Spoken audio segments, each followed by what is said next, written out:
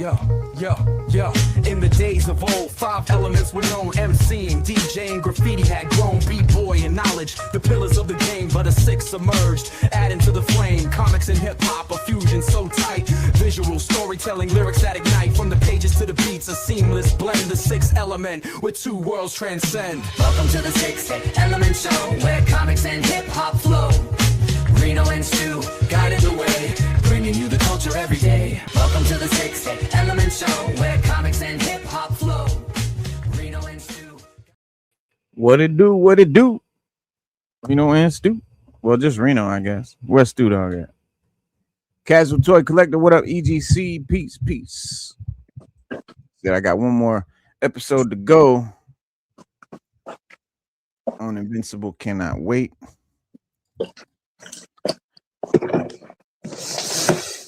There he is. Yes, sir. Sorry for the. So I had to get my water, man.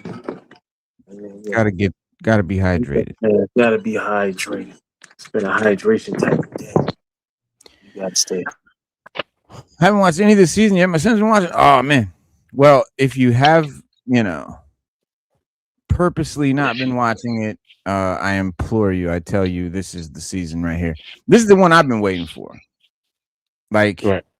Yeah, like this is the Invincible that I kind of like always imagined, always wanted to see. I think we finally are getting it in episode 7.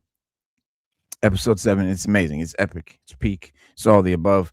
We're gonna break it down and go into in depth, and then I'm gonna show you guys some of the differences between the comic book version, the comic book run right now, the Viltrumite War, and the show itself.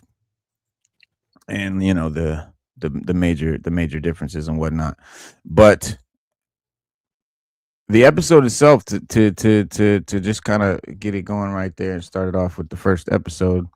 Well, not the first episode. This is episode 7. Actually, you know what? Let's go back to 6. Let's go back to 6 for a hot second. 6 is where Conquest is killed by Mark. It's killed, yeah. And that was hard, but it was hard. Though. Hard. It was hard. But you know what's even harder, bro? What? The comic version. Yeah. Blah. Well, we know that there's some things that they can't represent on TV that they can definitely get away with in the comic book. Look at that beautiful art. Yeah, like when Mark got raped by Viltrumite female. They portrayed it, but not like it was in the comics. Yeah, rated by the females. It's terrible. The image when we get close up on Conquest, man, is just the detail is crazy. I love the art in this particular arc, but this run period. But yeah, you're right. I mean, it just not much you can't do the same kind of things, but no, not at all. Not beautiful art. No way. Yeah. I mean, you could, but they're just not gonna do it. They're not gonna do it. Well, it's not for the reasons that you might think. It's not because definitely, or because it's too violent, or any of those reasons. The reason is simply because you can't put this kind of detail and art into an animation. No. It would just take way too long. Sadly, nobody's gonna sit there and just do that. We'll get this, but you can see that's the major difference. That is the basic, drawing laid out that you would see in the animation. And this is when I got time to sit there and work on it. And yeah, the difference is vast in the art, but the story itself, I mean, so the tragedy of Thragg takes center stage in this latest episode. Thragg is this guy here. Thragg, that's Thragg. That's Thragg. Yeah. He's coming. Thragg is coming. And the last time the show balanced its key elements so harmoniously, its gore, its scale, its emotional stakes, I think was the season 1 finale. You know, defining the series as something that is going to be shocking, it's going to be graphic, it's going to be, you know, dramatic, and it set the tone. And Don't Do Anything Rash, the episode title, launches the show into the stratosphere of stellar contemporary television. This is one of the peak epic episodes that you will ever see in any TV show, let alone an animation. This is one of the best episodes on television. And while it's an outlier in this regard, it's also entirely worth the drudgery of any and all prior middling entries, tackling the story from, you know, an unexpected point of view that unveils powerful emotional dimensions, um, deep stories, epic scenes where, you know, there's a lot of passion, a lot of shit, a lot of emotions are oozing forth. The Viltrumite War kicked off in earnest last week with a commendable episode whose climax promised further escalations in the form of the coalition taking the fight to the retreating villains. And but before we resume the fireworks, the show kind of takes us back several centuries to the rule of Emperor Argal. And that's Thragg's mentor. That's the skull. When you see Thragg holding the skull and worshiping that skull, that's this guy here. That's Emperor Argal, and he's no joke. I mean, he's just as foul as he looks. Yes, Yeah, he was. he's a bad motherfucker. So the climax, I think, you know,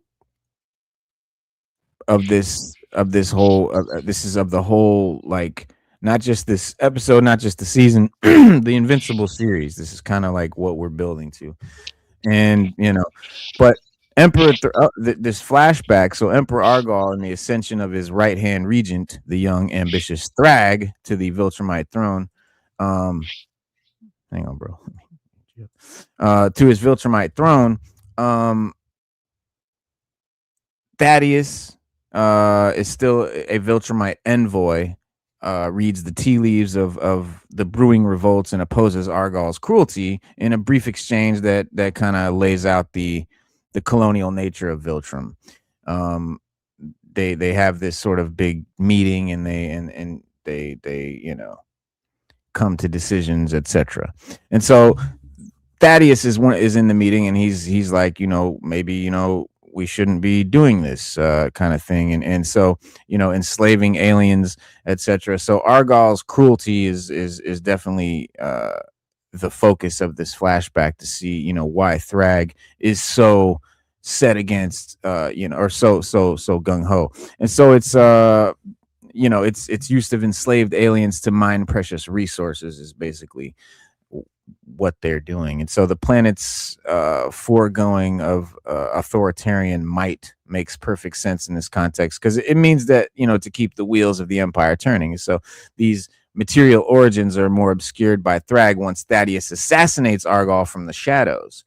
You know, we get a quick brief shot of Thaddeus kind of hiding in the Emperor's lair, and as the Emperor, you know, kind of walks in, we see a quick flash of him kind of jumping towards the Emperor, and so you assume he died, and of course he did die. And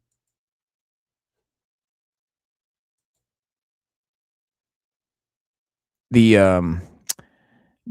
once Thragg kind of assumes the throne now, because now that his Emperor Argoth is dead, it's kind of like he just calls for a purging of all the weakness, right? He, just purge all the weak betrayal, you know, all the possible turncoats, etc. Just weakness, period. And basically, you see all the Viltrumites just kind of looking at each other, and all of a sudden they just start attacking each other, just ripping each other to shreds, you know, trying to wipe out anybody that's weak. But it doesn't really work, because you have all these, you know, people just fighting, and so like this guy might be strong, but when three guys just come up behind him and grab him from four sections and tear him apart, it didn't matter how strong he was. So it doesn't really weed out the weak as he wants. It just basically wipes out the entire Viltrumite race.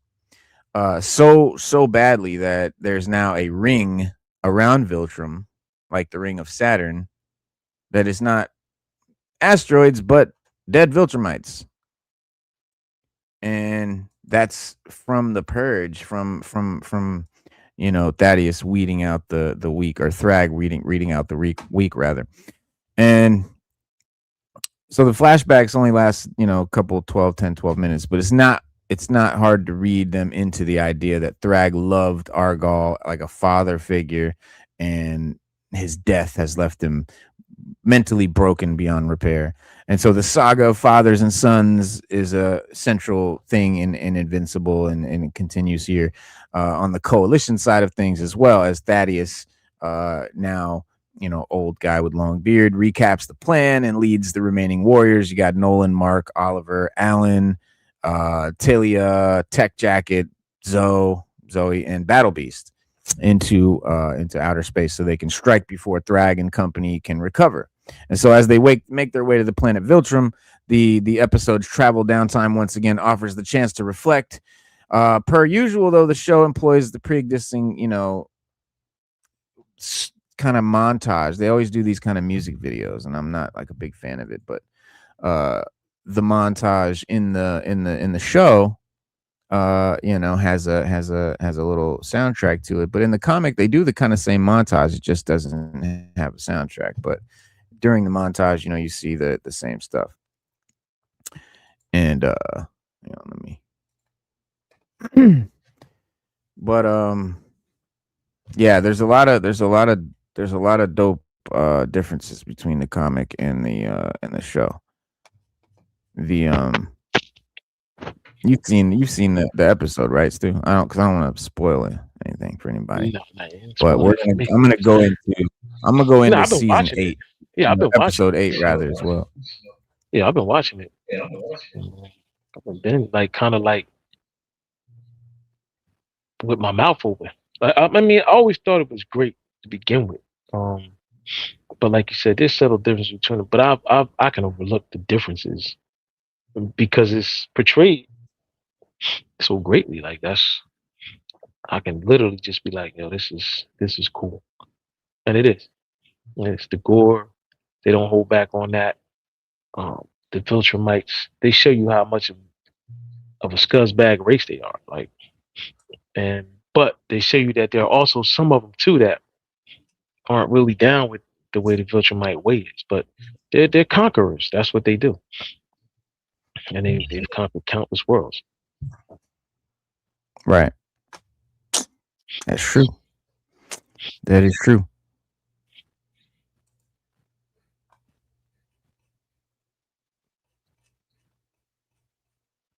But it also makes us take a look at ourselves. All right. Well, so Invincible. Luckily for you, I've got the goods for you. So Oliver is joining the team too. That's what's his name's little brother. He gets fucked up in the show, and he gets just ass handed to him by Grand Regent Thragg, and but he does live. But despite his older brother Mark sort of warning not to attack Thragg on his own, he does just that, and of course Thragg just kind of rips his face off. But yeah, in the final minutes of Do Anything Rash, it's revealed that Oliver's body was recovered by the coalition of planets, and they kind of put him in this kind of tank. And we see that in the show, and it's pretty much the same thing. It's pretty much the same exact way in the comics. Yeah. The one thing about the show is it does follow the comic. It follows the story of the comic. Yeah. Very closely, like really, really closely. Like it's not like what we got with G.I. Joe, where they just based it on G.I. Joe and they did what they wanted. They actually told the story that was told in the comic, and that's what I like. Because I don't think you could. I don't think you could tell the story no other way. I don't think you could add anything to it or take away from it. It's just so good that you have to embrace it. You just got to embrace the whole story and everything that it's about. Yeah, one of the most ambitious animated series on television, and this is definitely I think its biggest season. A lot of people are saying this is their favorite episode ever, best Definitely season and mine. everything. Oh, it's definitely Yeah, mine. It's definitely mine because it's epic, man. Like it's literally epic. Like if you had to, I can't even describe it in no other word but epic. I don't even need words to describe. I just got one word, epic. It's just epic, bro. And I hope that because you know Hollywood likes to do whatever is trending. I hope that by them doing this and the way they did it, the way they did Invincible, we get more comic book iterations, brought to anime or whatever that follow the story and really, bring it out the way, we saw it unfold in the comics. Because a lot of times that's what we want. We want those pages brought into live action so that we can, yeah, you know, see it move and talk and punch that we don't get the live action in the comic. It's a good story. We just the live action just adds so much more depth to it that it gets you even more excited about well, I think in this episode in this season the what I loved about it, bro. I'll give you some details. The episode begins with a flashback that I told you with the emperor and everything, but it definitely kind of gives the origin of Thragg and why he is the way he is. it. Right. But a lot of people wonder, like, why is he so strong? Why is he so powerful Oh and shit? yeah, And why is he so powerful? Yeah. yeah, that's the question. Yeah. Like, why is he so fucking invincible? Mhm.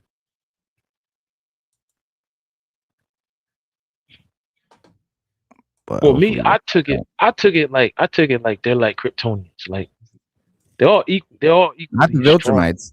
Thragg. Oh, Thragg. Thragg is Thragg is just. I way think stronger Thragg. than any of the Viltrumites, like I think it by boils leaps down. and Oh yeah, bounds. by legit. I think it just boils down to like uh like the Saiyans, genetics. Like I think maybe genetically he was just whoever his parents were. They produced a very very strong Viltrumite that was just leaps and bounds. Because when you watch Dragon Ball Z, that's what Goku was. I mean, all the Saiyans could pretty much do the same thing. They were the same Yeah, thing they could do. But Goku was just his power level, and Broly's power level he's a perfect example. His power level was just off the scale as a baby. He was a newborn and his power level was off the scale. So I think yeah, that's just what it was. I think maybe he just was born stronger than the rest of them, and you know, he was brought up the right way to where he could take advantage of his strengths. maybe it's possible. Yeah. But I think it's something more than that. I think it's something different because it's got to be something special because he's definitely not just a normal Viltrumite. That's for sure. No. And while we come back, so after the flashback, we come back to kind of the present, and again, Thaddeus is telling the coalition again, Mark, Nolan, Oliver, all of them battle beasts. You got Space Racer as well. So Space Racer is a character that they added, who is based on, you know who he's based on, Stu? Space Racer? Yeah, Nah, it was a baseball. it's real obvious. Take a guess. Hmm.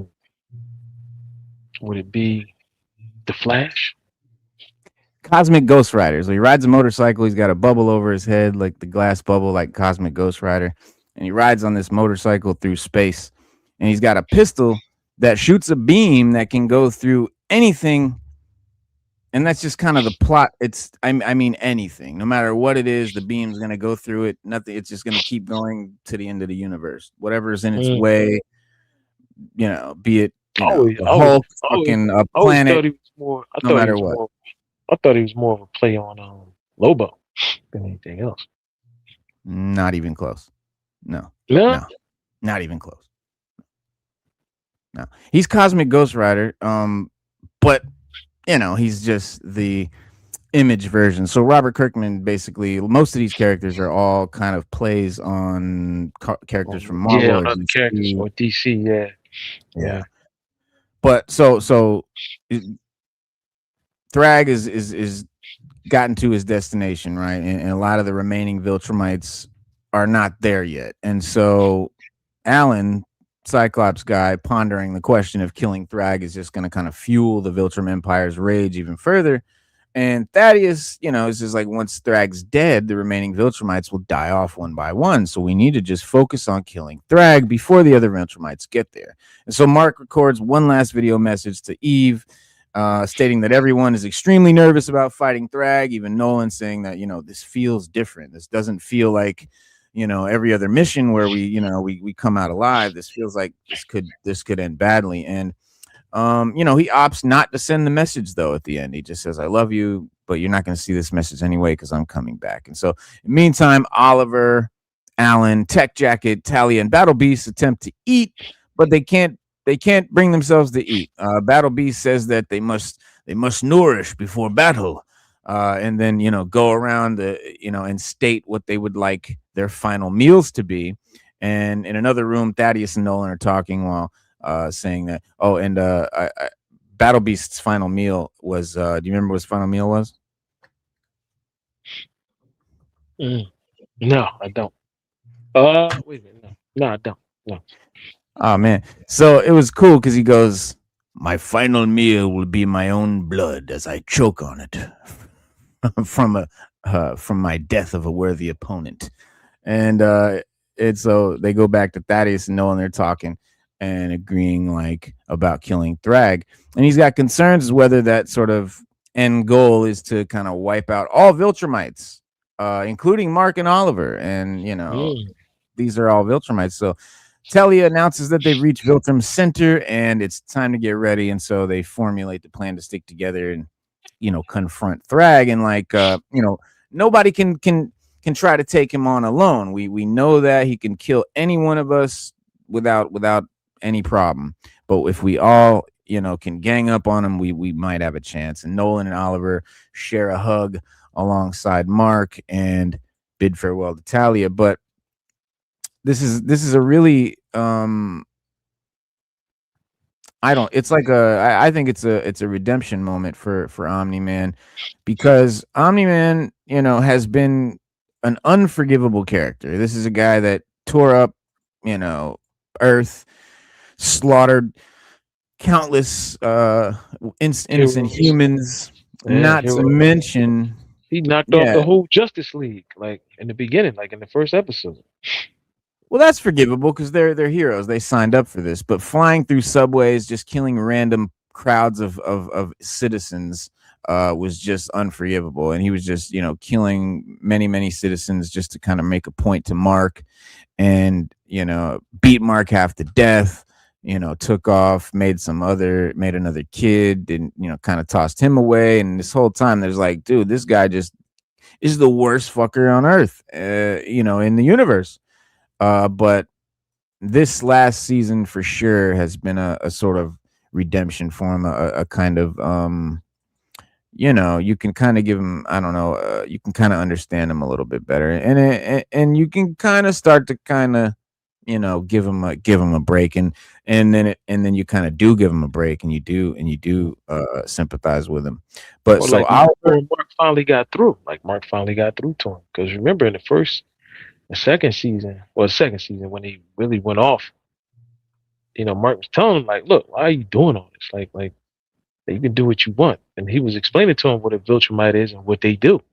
And and Mark was like, you don't have to do all this, man. So coming full circle now is, you asked the question, did Mark really get through? Or did he just have a change of heart for the circumstances and situations that happen, or was it a little bit of both? Yeah, you gotta ask that. But he definitely, when he beat Mark down and left him for dead, he definitely showed how much Viltrumite he was. Like, he just was like, yeah, whatever. Like, but I'll run this spot. Until the other Viltrumites get here. But that was 4 seasons ago. And now, over time, he's coming full circle. Come around because he's seeing what's happening to his family, and he goes and he talks to his wife, his ex-wife, Mark's mom, and they have this big sort of scene, and that scene in episode 5 was uh some people found, thought was the most dramatic or sort of best well written scene in the season. And Mm, um the comics though did not really pay much attention to Debbie's story. They did instead they kept a lot of the action focused on Mark. Omni-Man and Debbie's reunion in the comics, very comedic, with both of them making out almost immediately after Nolan talked to Debbie. And so in the show, however, took a completely different approach. And this is necessary given that, Debbie from the show is a very different character from character Debbie from the in the comics. comics. Yes, So she is. Kirkman and Simon Rakoipa understood this, and hence wanted to make the reunion feel a little bit different. So even if it meant adding, more friction to the story, and so they kind of, well, here's what he said. He said, hopefully it just feels like you and you and to the character. It feels real to you and to the character. It's the Debbie you've known since season 1, and it feels like the Debbie you saw go through terrible events at the end of the season and through season 2 and recover somewhat. Maybe you don't agree with her. Maybe some of our audience feels like she's doing the wrong thing, but at least it should feel like this is the Debbie that we know, and this is how she would react in this situation.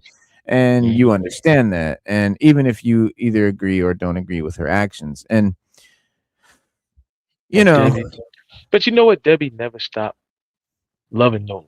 Like even bro, you did in not in watch in this in show, the bro. you You know what did I'm not saying? watch this show, bro. Like, She can I hates finish? Nolan with the Oh passion, damn. bro. Yeah, she Yes, she hates do. him Yes, to she her do. Yep. core, Yes, bro. she do. Yes, she do. Can I land the plane, please? Okay, before you jump out. Yes, she hates him to the core. She hates him for what he did and what he is because he lied. Like the whole time he lied, and that was the big thing in season 1 and 2. Yeah, she Like hates him. She doesn't still love she him. hated because she hates him because he lied. Now she might Mm, still have love for him, but none, but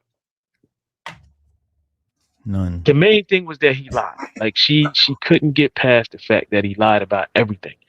And she always asked the question when you watch season 2. She kept asking the question, "Did you ever love us? Like, did you ever love us? Period.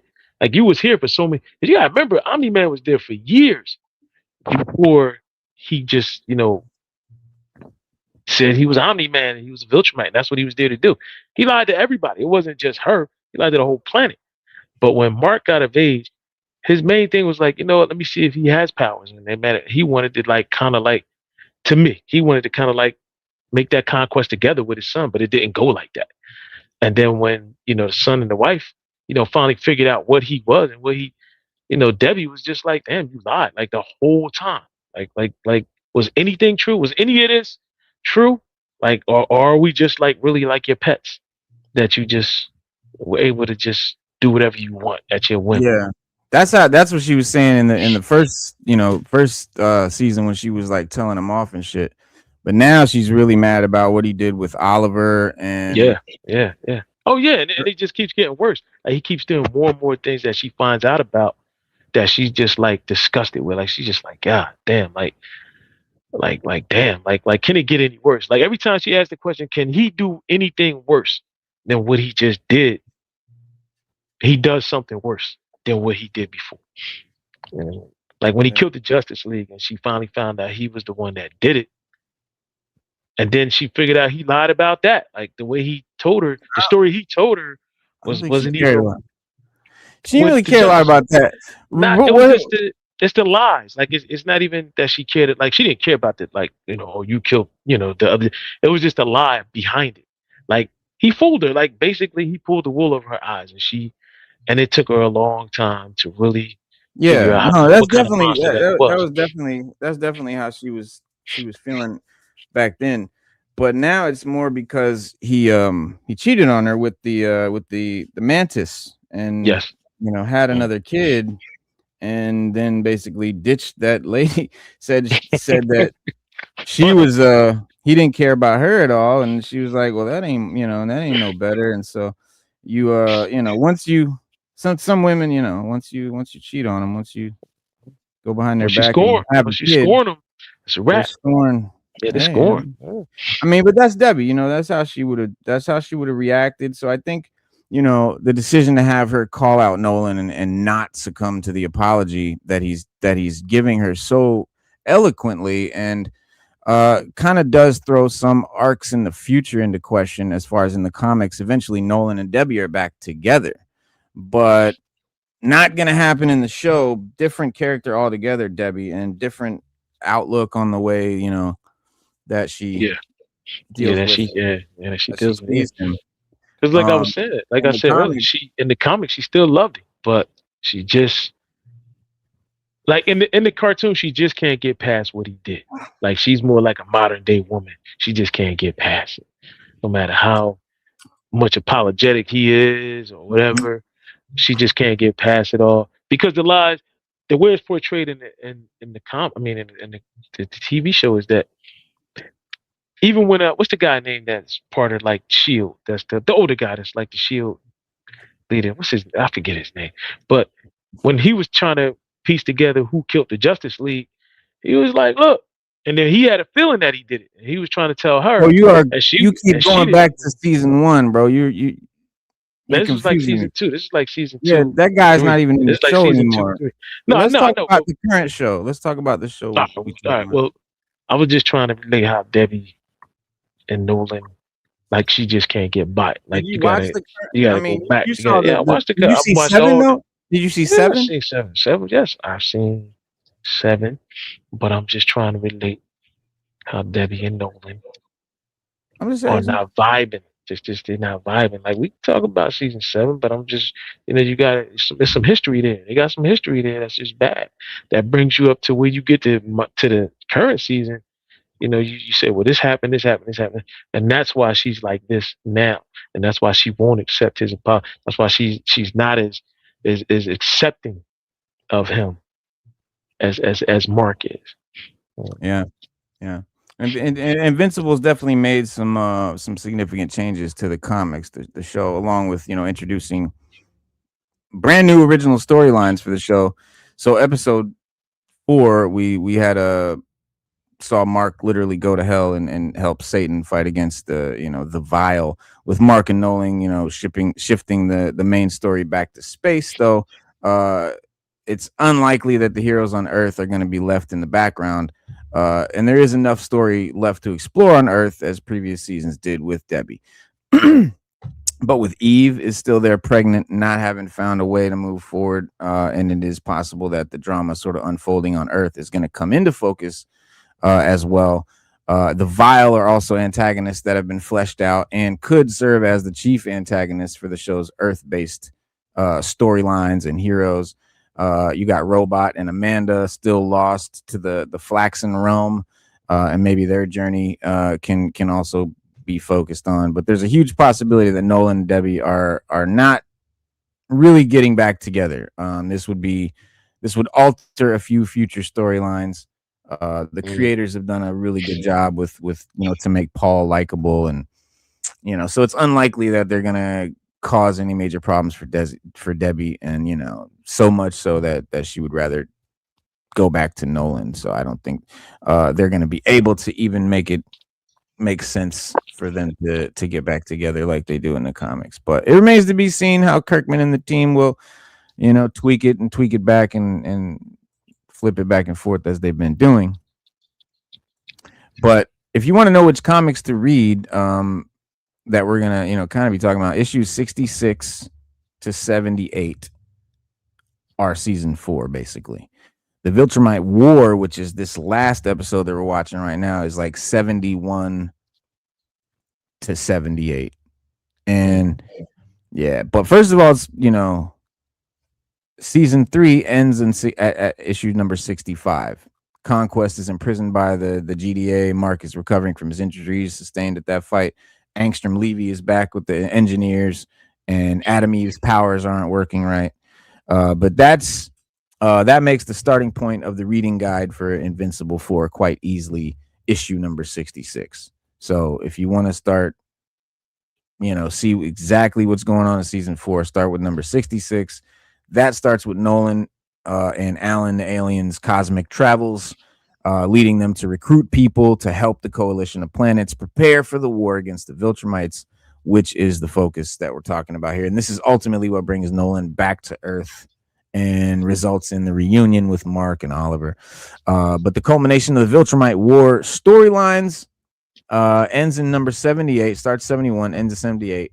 As Invincible, Omni-Man, and the rest of the coalition are literally fighting Thragg, they Conquest, and the other Viltrumites that are left after the big purge in this bloody sort of space battle. And there's only, there's no way that the events shown here are not, gonna make it into the show moving forward. But this is how it looks in the comic. Let me see if I got the picture up. Oh, this is your boy right here. Space Racer. Let me see here.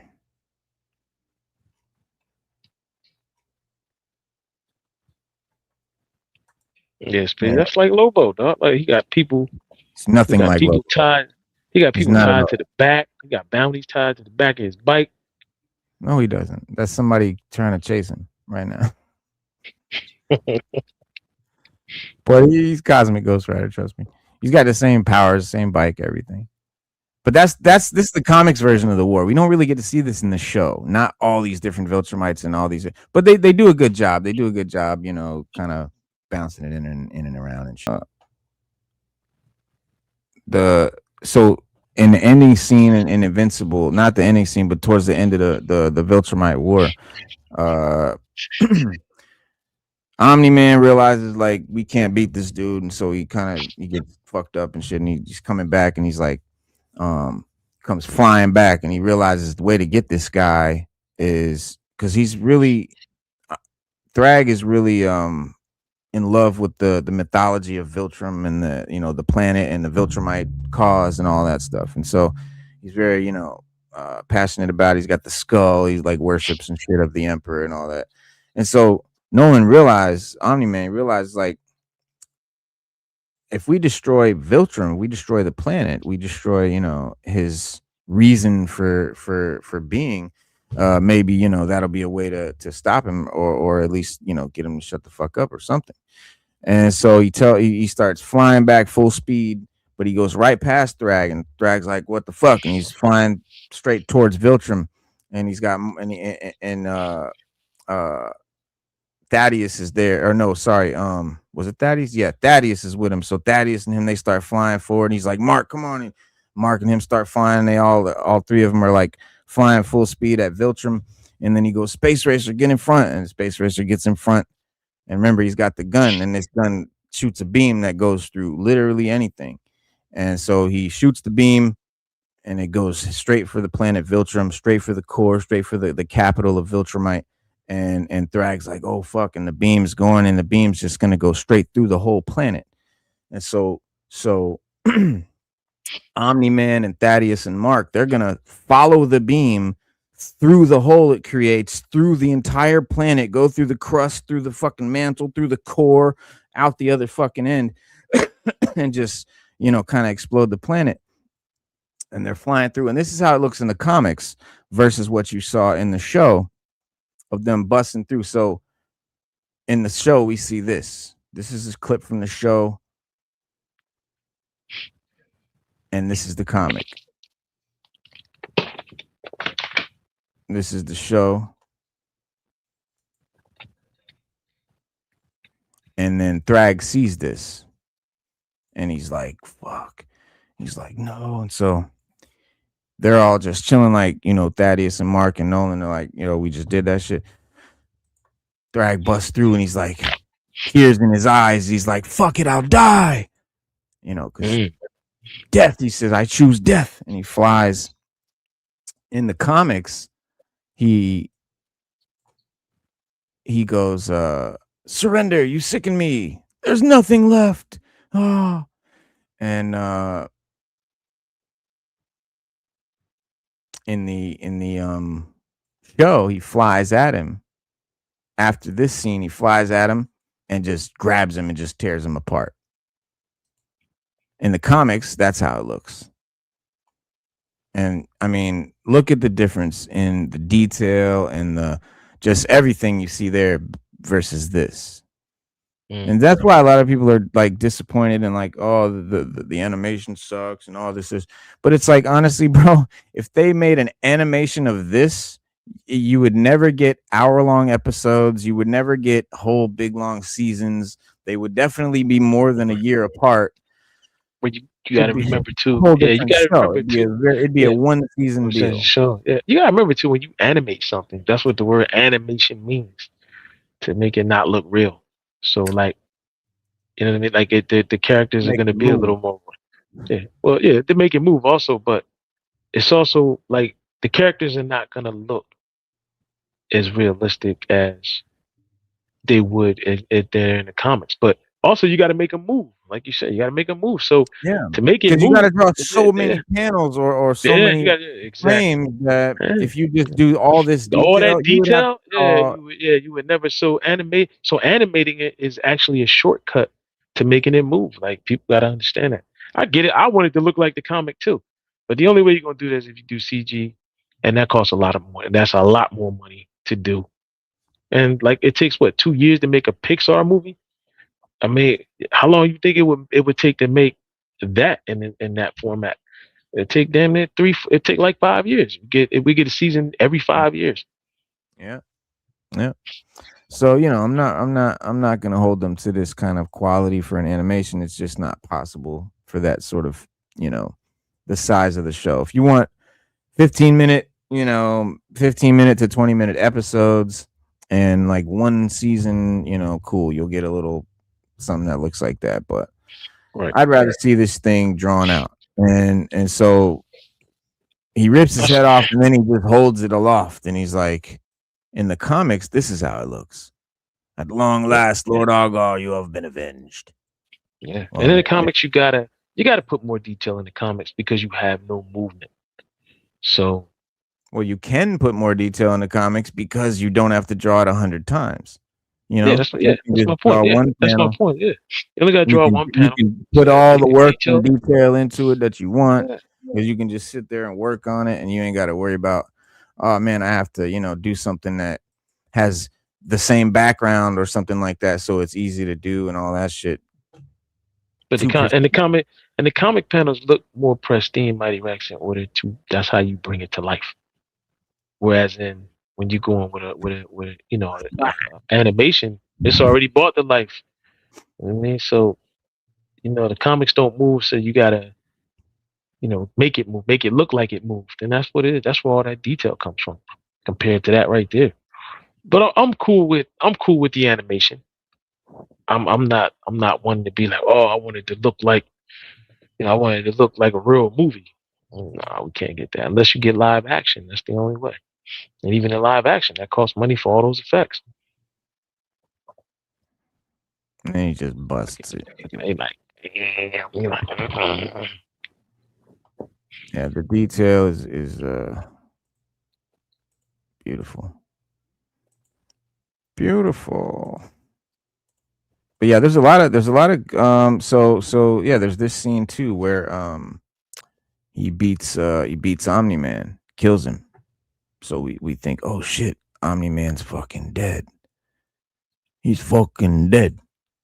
But I believe the same thing happens in the comics, just like that. Let's see.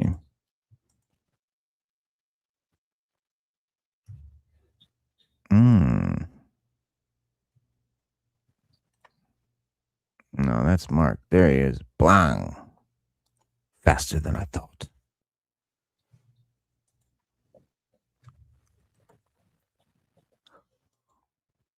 They swap sides.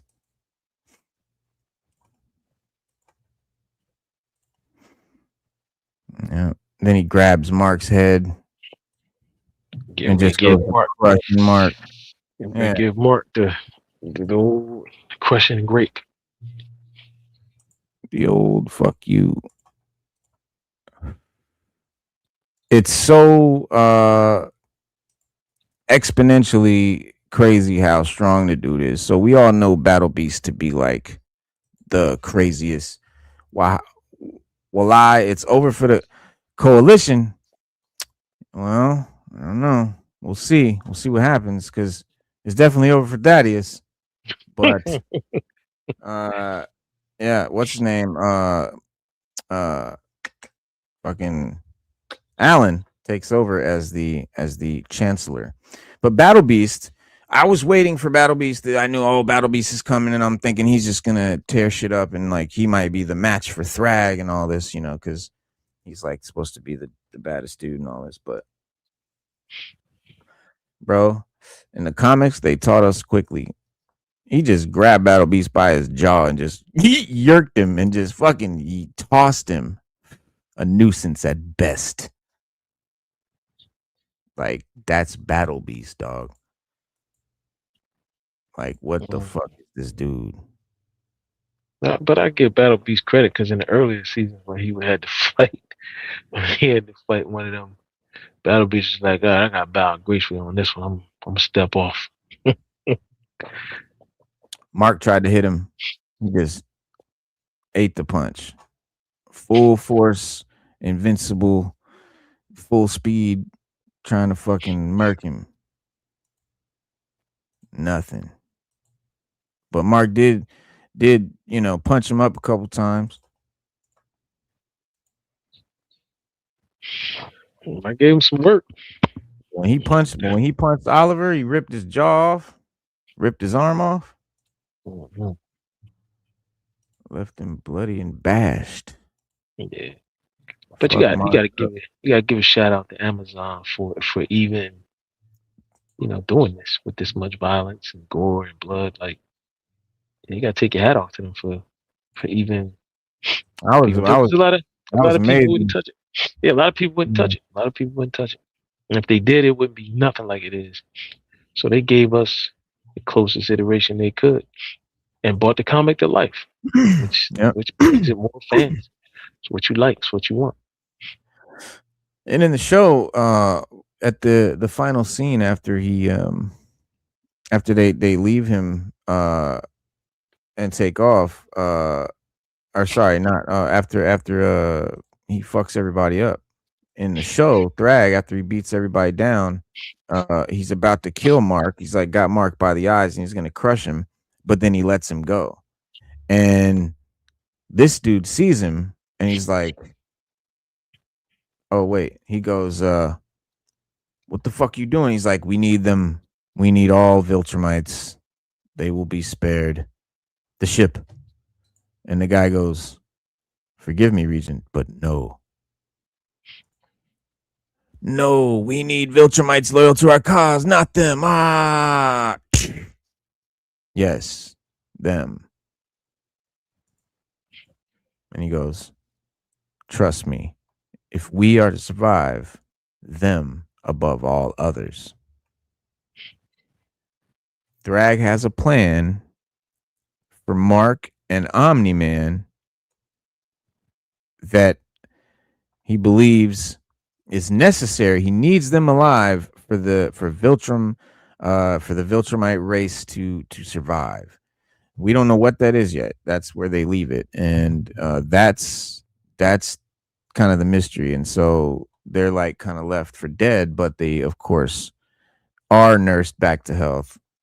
And then they come to contemplate what's going on. And then we sort of jump into episode 8, the next episode. Which actually, let me break it down like this for y'all real quick.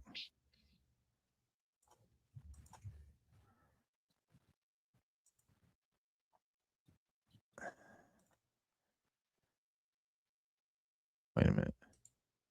All right. So we see him. He says the Viltrumite brain can survive without oxygen for an extended period of time, but I think the additions to his genetic makeup that he received from his mother is what kept him alive.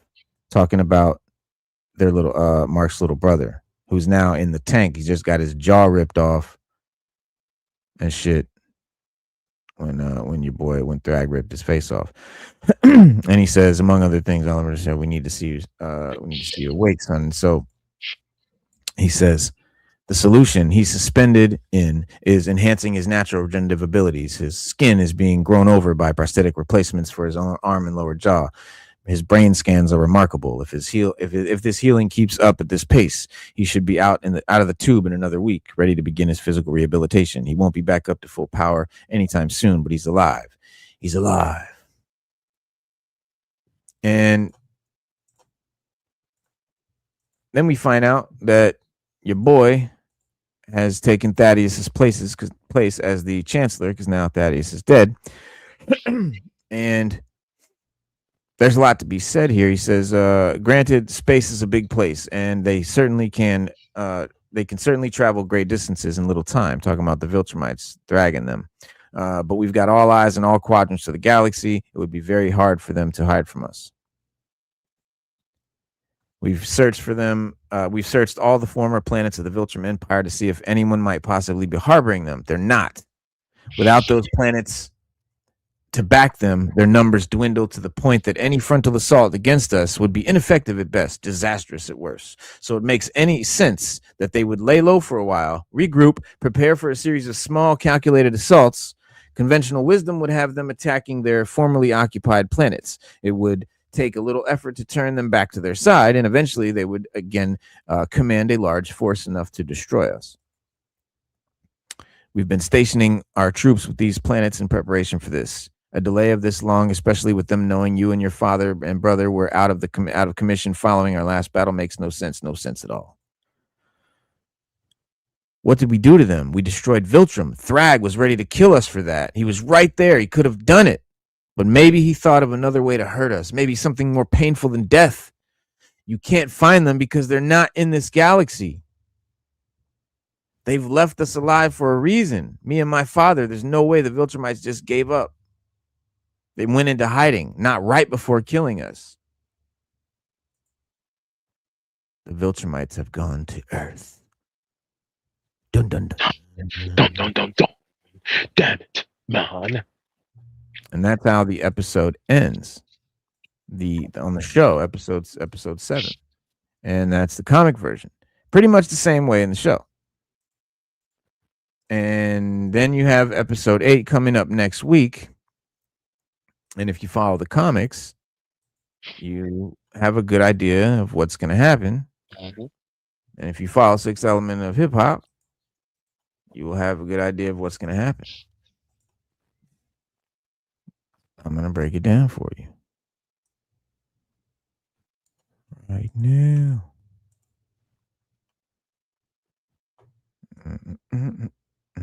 What is this one? Where's this one go? Hang on real quick. Okay. There it goes, like right here. All right, so we picture Earth. Because we know they've gone to Earth. Oh shit, right? We picture Earth, we picture the Pentagon, right, on fire. You know what I'm saying? 9/11 style. Mm. We got, hang on, where's he at? We see Thragg already there holding the president, presumably. He's like, no, please wait. He's like, I can help you. You'll need me. I can smooth things over. I can prepare the people of this planet for Viltrumite rule. I can smooth things over so we can coexist on this planet. And that's his answer. Just crushes his dome. And he goes, he's like, coexist? The time for that has passed. We will take what we want and destroy the rest.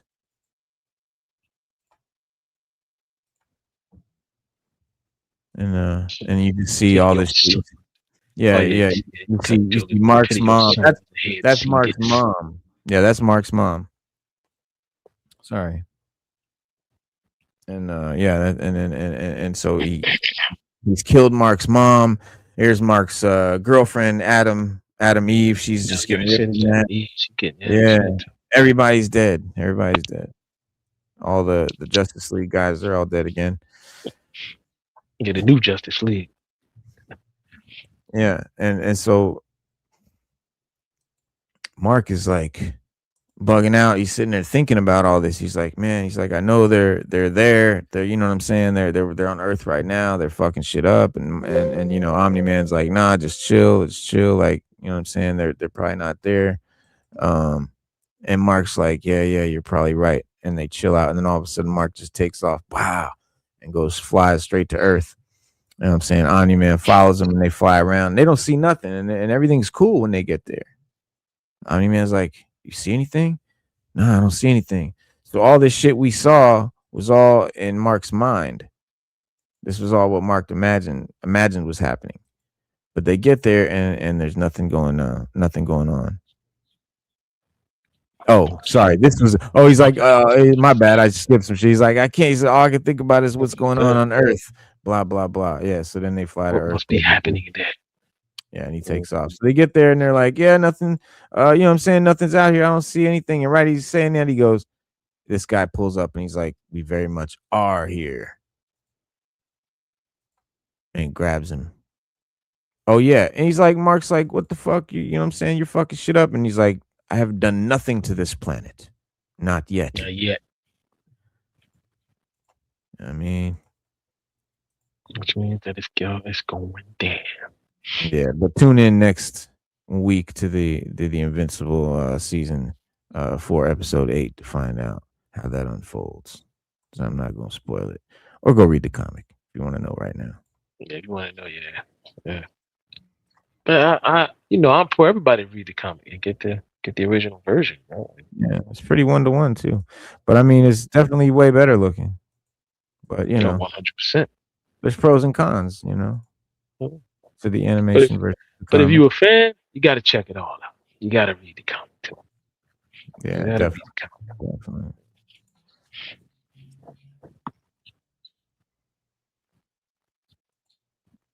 That's the whole coalition right there. That's who goes to war against the Viltrumites in the Viltrumite War in the comics, and in the whole planet of Viltrumites. Well, so the interesting thing is that there really is no whole planet of Viltrumites anymore, because Thragg and the whole purge thing that they did after they killed the Emperor and shit left it pretty much empty.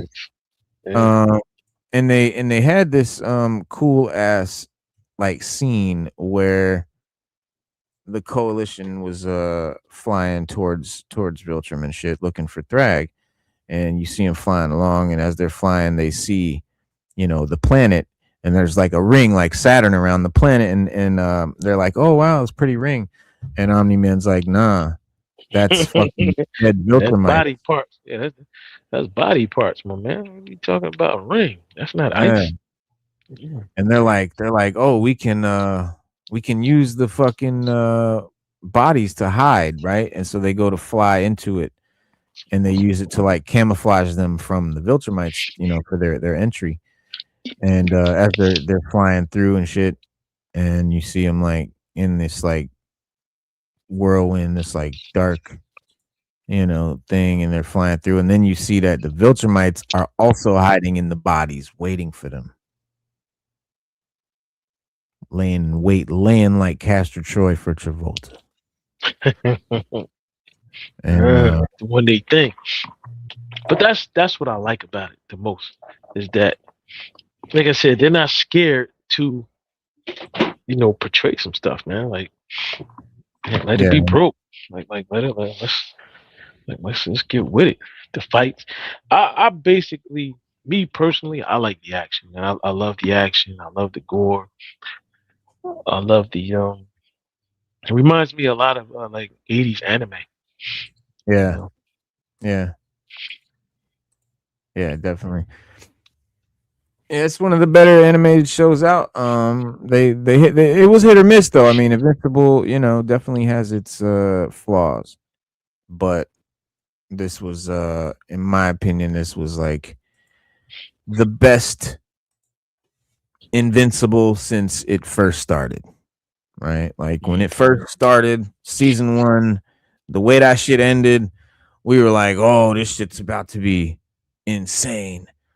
And then it just kind of wasn't. It just kind of dragged on. Yeah, it was like had its moments, but for the most part, it was like, damn, I thought this was about to be popping, but this is where they get back to that because they, they did try to get closer to the comics, which always helps. And but it's also just a great arc, But they listened to the fans because we were very much complaining heavily about the animation seasons 2 through 3. 3 they kind of put in a cool couple of nice things, but season 4 they've really got the message that the animation is very important when you're not giving us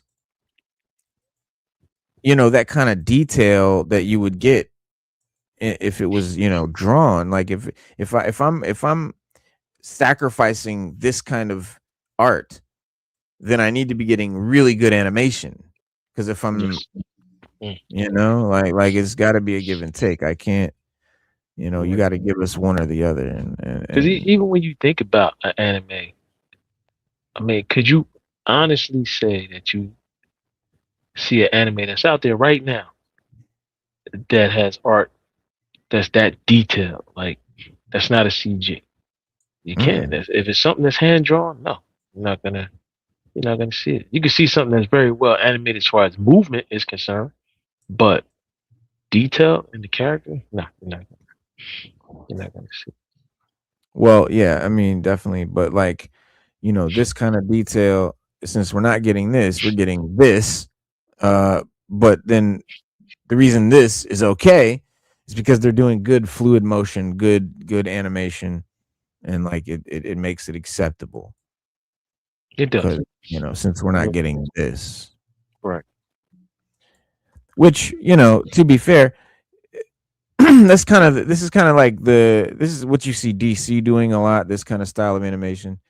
It's a lot, but like back in the day, bro, I swear to God, when we were kids, bro, cartoons used to look like this, bro. Like Disney movies and shit. Yeah, he did. Yeah, he did. Disney will pull out some shit like this on your ass. Yeah. Even He-Man was kind of like really, the way he was drawn was really detailed, and the animation for He-Man was real fluid. Well, I mean, I'm talking about like what No, I I know don't mean like you what you get from like cartoons. high end stuff. High end Disney movies. Yeah, Disney movies was like they was off the chain. Yeah, animation wise, yeah. They were literally off the chain. Mm-hmm. But now they're hitting us with the good animation, so it's doing a lot better. I'm saying shout out to Amani, fan of Invincible, that requested this episode. So this one's for you. Imani, yes it is. Yes it is. Hope you enjoyed it.